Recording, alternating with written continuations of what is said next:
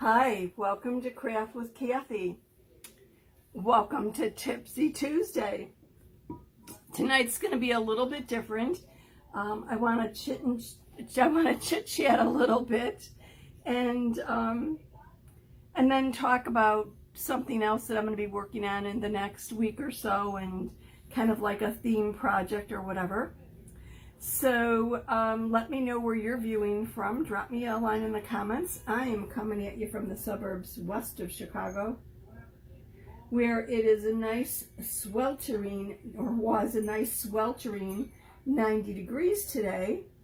We're still in the 80s, and unfortunately it is uncomfortably warm. Spring never showed up. I think we went straight from a lingering winter into summer. This is absolutely crazy. A little bit of reprieve from the heat tomorrow, and then it's going to be back up to around 88 or something. So it is just craziness here.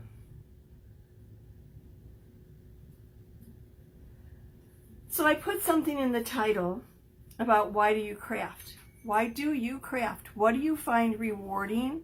And what inspired you to do your first craft project? Was it in an art class in grade school? Was it something that you learned from a member of your family, your mother, your dad, your grandmother possibly, a cousin, an aunt? Is it that you saw someone make something and you said, oh wow, I'd love to know how to do that? I think we all have different experiences. And for the longest time, I know I said I got into crocheting because of my grandmother and my aunt, which is totally true. But actually a few years prior to that, my mom showed me something that she had made, that she had embroidered. It was actually a comb and a brush set that you would put on the back of your bathroom door and actually put your combs and brushes in. Excuse me one moment.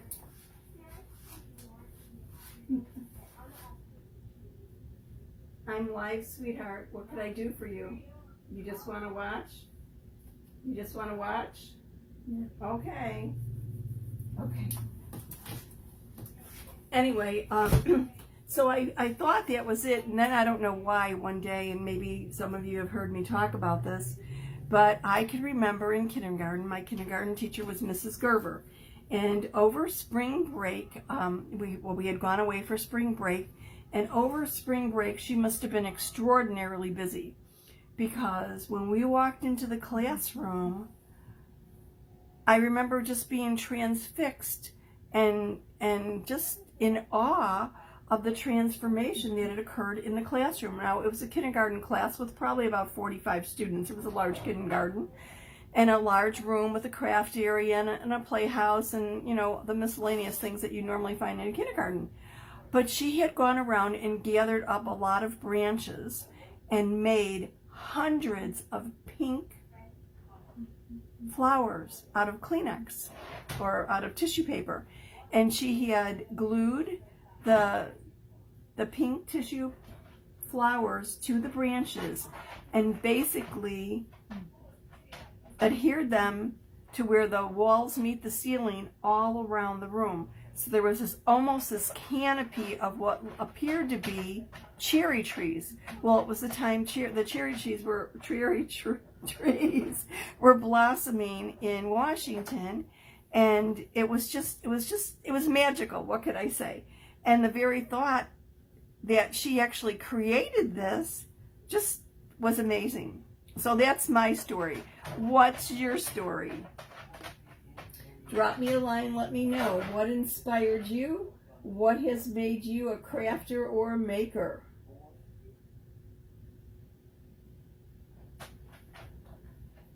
In the next couple weeks, I'm going to be focusing a little bit on, I just need to back up and grab this real quick.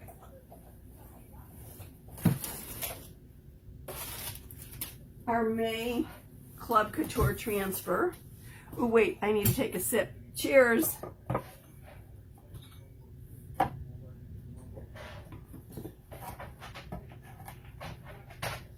And I made this last week, and I like it. It was fun.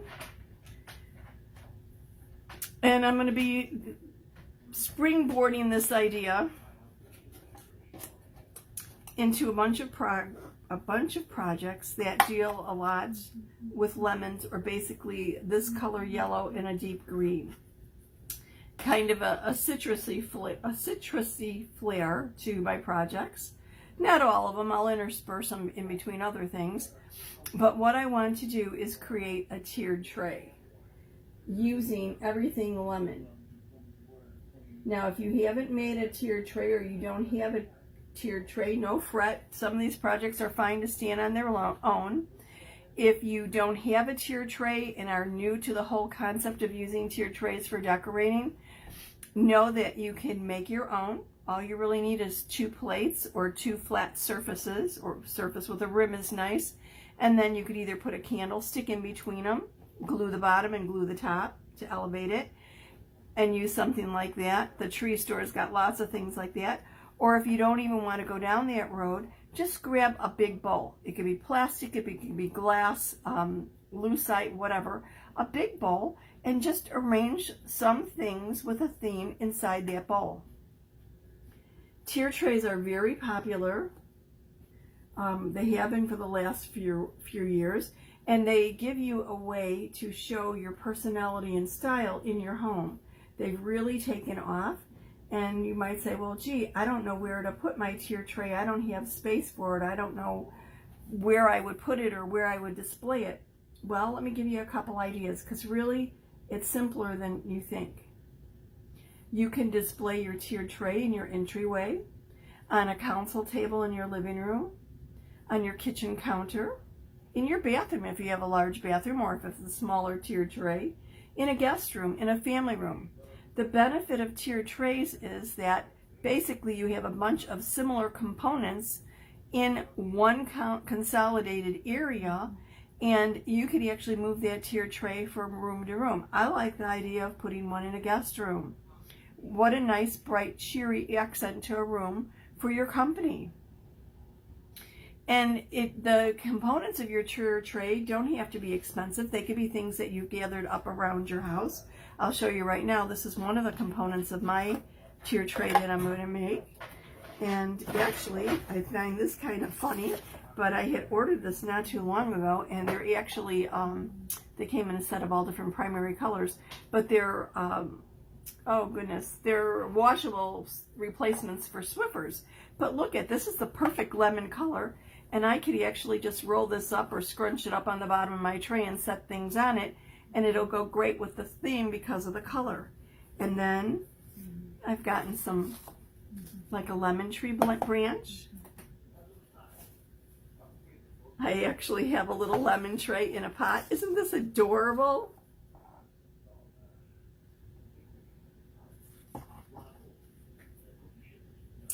Of course, I have this tray that I made, and I'm going to be using some blocks and doing some lemon things on some blocks. Blocks and smaller pieces of wood are great for a tiered tray because you could stack things on them, or you could stack them on one another to give yourself the different height. So there's lots of variety there because you want different levels or different heights on your tray. This tree will probably stand to the side of the tray instead of in the tray. I think it's actually too tall for my tray. I have a galvanized tray. And my little piece de resistances. How cute are these guys? Oops. Someone's got a little fuzz on her nose.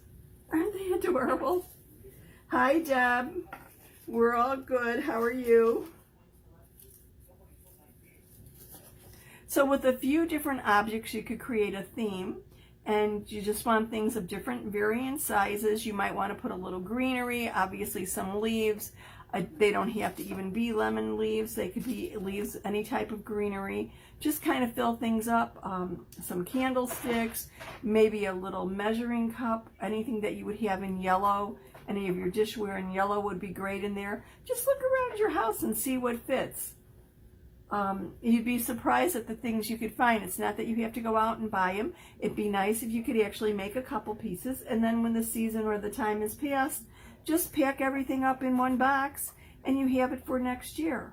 And then go on for another theme for your tier tray for something else. It really is easier than it sounds, and it's fun. It gives you the ability to show your personality, to show what you like, what appeals to you.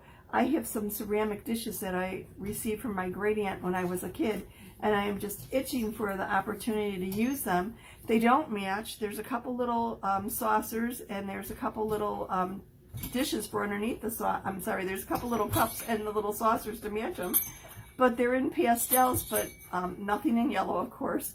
But they're pretty colors, and I just have to find the right thing or the right venue to use them. And I would love to have them out on display because I've treasured them since I was a little kid. So tier trays give you the ability to do that and just add to things. You know, citrus is very hot right now. All the craft stores have gone, yes, you hear bells. Mom just rolled out of here and went back into the living room. She wanted to watch what I was doing, and I explained that I wasn't actually going to be chalking anything tonight, but I was going to be doing a lot of talking. Deb, what got you into crafting? What inspired you? What do you enjoy about it? I'm taking another sip because it is Tipsy Tuesday.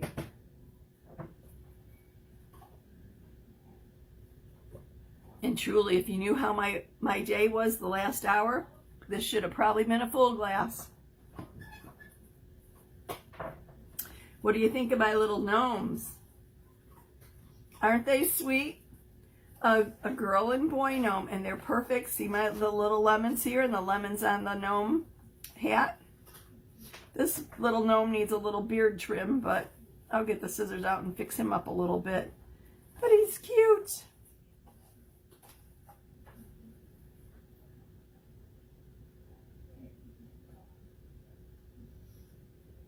Has anyone done tiered trays or have any questions about tiered trays or whatever?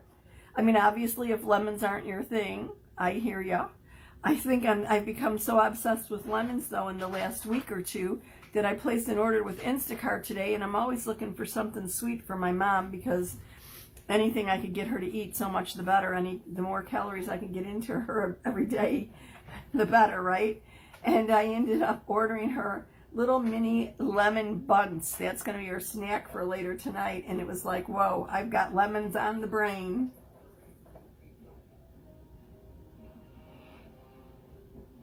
But wouldn't this look cute? The sign displayed to the side of my tiered tray, and then with my little tree, and then the tray itself. And basically, like I said, you can move it wherever you want. You don't like it in the entryway, put it on your kitchen counter, put it wherever you need a little thing to brighten you up or to make you happy. The whole idea is it should be fun and you should enjoy it, and you could add to it or subtract to it or do whatever you want because it's your personality, your design, the things that appeal to you that you get to put on the tray. There's no wrong and there's no right. Yes, there are a little kind of loose rules about varying heights and things like that, and we'll go over them.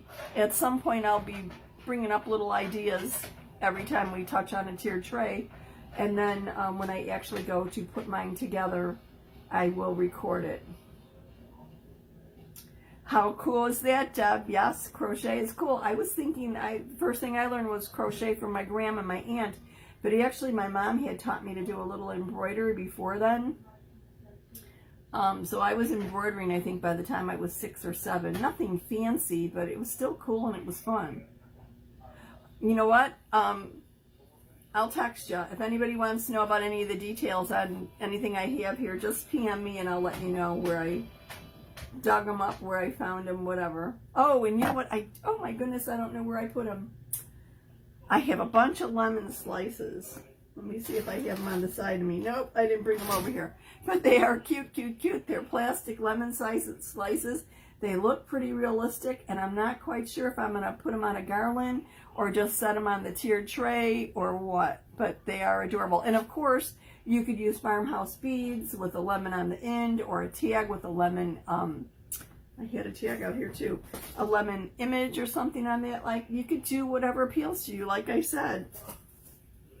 I spotted this. It's a washable thing to go on your Swiffer, and I'm going to use this in the base of one of my trays because the color is perfect, and I'll just set things on top of it, whether it's just the lemon branch or it's greenery or something else, you know. Crystal candlesticks, little crystal cups or, you know, whatever, would go perfect. A nice, cheery, bright little tiered tray. And like I said, if you don't have a tiered tray and you don't know about sticking your toe in the water and doing a tiered tray, just get a big bowl, like a fruit bowl or something, and use that. You know, and you could, just like when you do, if you've ever made your own Easter baskets, put some paper in the bottom to give you a little height, or put some little blocks, you know, whatever. It could be scrap wood, and just throw a napkin or something over it that, you know, matches. And experiment with adding things until you get it how you like it, where it shows your style and gives people a glimpse into your likes and your personality and your little quirks, whatever. We all have little quirks and things that we like and we don't. Share them. Entertain someone with them. Bring a smile to someone's face. I have a dentist who, I've never really asked of who decorates his office, but honestly, every time I go there, it's totally different, and they do an absolutely amazing job of decorating for each season or occasion. And they have a lot of pieces, but they do it in such a way that it is not cluttered. And honestly, when it's time for me, I'm in the waiting room and it's time to go in to see the dentist, I'm a little perturbed that I'm interrupted and basically gazing around the room and taking all this in. Is that entertaining? Seriously. So think about sharing a little bit of yourself in a tiered tray or a bowl or whatever. Questions, ideas, suggestions, what do you think?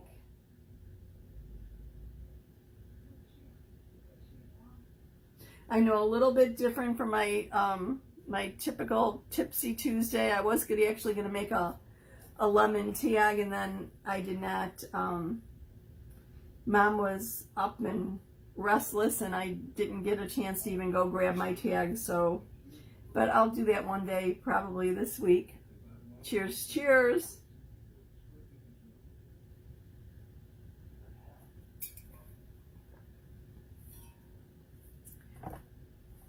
And like I said, if lemons aren't your thing, fine. Think about doing a tiered tray of, like, maybe if you love the beach, maybe shells and flip-flops and little umbrellas, or little wood Adirondack chairs might be good as on a tiered tray. Something to give the vibes of being at the beach. There's a lot of different things that you can do. How cool, Deb. Yep.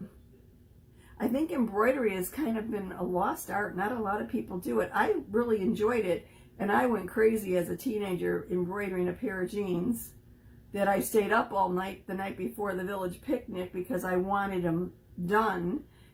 And it actually, I had it was big black letters, not big letters, but it was from like the knee down to the, you know, these were bell bottoms, okay, I'll admit it. But the black letters spelled talk vertically, and then the rest, I embroidered the rest of the lettering that says, basically had it say, try a little kindness.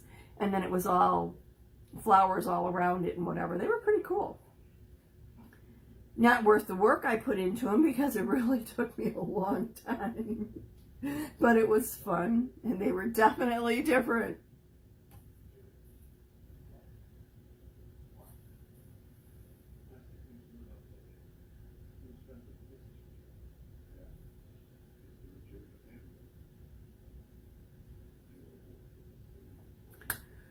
So I guess that's it for tonight. I've just given you some things to think about.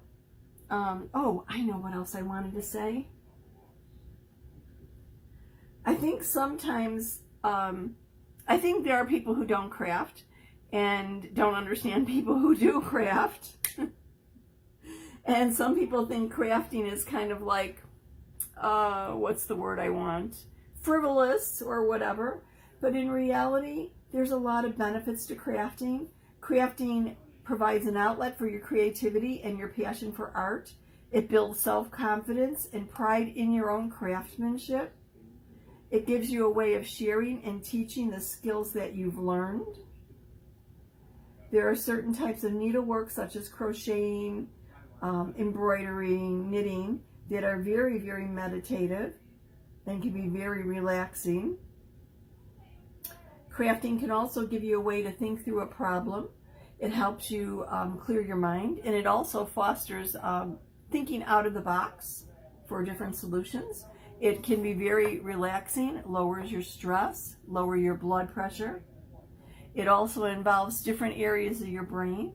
It increases your attention span, improves your memory, while at the same time it exercises your visual spatial areas and expands your creativity and improves your problem solving ability.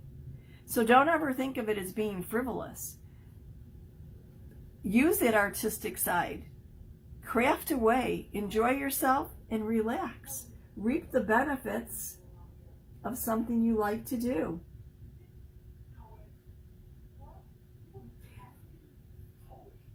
Chin chin.